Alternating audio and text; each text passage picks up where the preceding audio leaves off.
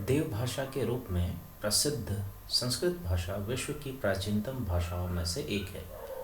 यह एक शास्त्रीय भाषा है। यह प्राचीन काल में जन सामान्य एवं विशिष्ट जन दोनों के संप्रेषण की भाषा थी। यह साहित्य की भी भाषा थी। इस भाषा के साहित्य में भारतवर्ष की सभ्यता एवं संस्कृति की समग्र झलक मिलती है। संस्कृत भाषा का सबसे प्राचीन ग्रंथ ऋग्वेद है, जिसकी रचना लगभग 2500 ईस्वी पूर्व मानी जाती है। इसके दो रूप हैं, वैदिक संस्कृत एवं लौकिक संस्कृत। वैदिक संस्कृत को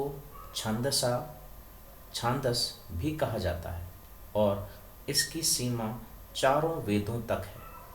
इसके बाद के संस्कृत को लौकिक संस्कृत कहा जाता है।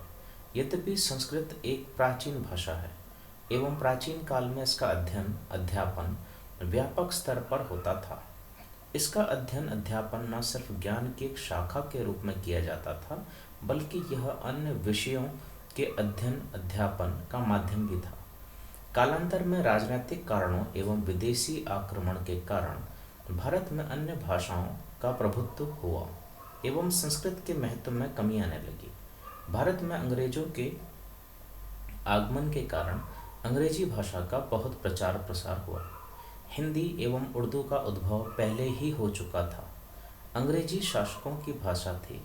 शासकों द्वारा संपोषित होने तथा राजकाज की भाषा होने के कारण इसका प्रभाव व्यापक हो गया तथा संस्कृत का महत्व कम होता गया। कालांतर में इसका लिखित एवं मौखिक प्रयोग न के बराबर हो गया।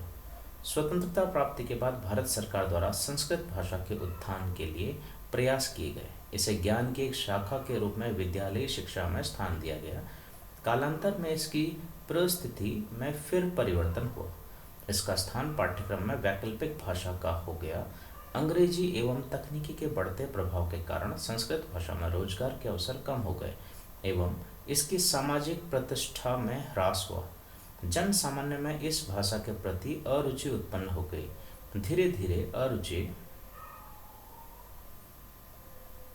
की मात्रा बढ़ती गई और वर्तमान परिवेश में संस्कृत भाषा के प्रति जन सामान्य में व्यापक अरुचि है। पाठ्यक्रम में इसका स्थान वैकल्पिक विषय के रूप में होने के कारण विद्यार्थी चाहे तो इसे पढ़ सकते हैं और चाहे तो नहीं। सिर्फ कुछ पारंपरिक संस्कृत विद्यालयों में ही संस्कृत को अनिवार्य रूप से पढ़ाया जा रहा है। पाठ्यक्रम में अनिवार्य स्थान नहीं होने के कारण विद्यार्थियों का इस भाषा के प्रति बचा खुचा आकर्षण भी समाप्त होता गया। पिछले 2-3 दशकों में इसके उत्थान के लिए सरकारी एवं गैर सरकारी संस्थानों द्वारा निरंतर प्रयास किए जा रहे हैं। इन प्रयासों को सफलता भी मिली है, लेकिन अभी इस क्षेत्र में और कार्य करने की आवश्यकता है।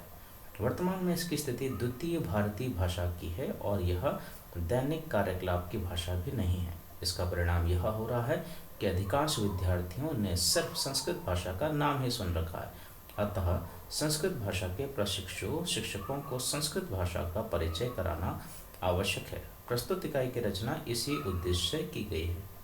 धन्यवाद।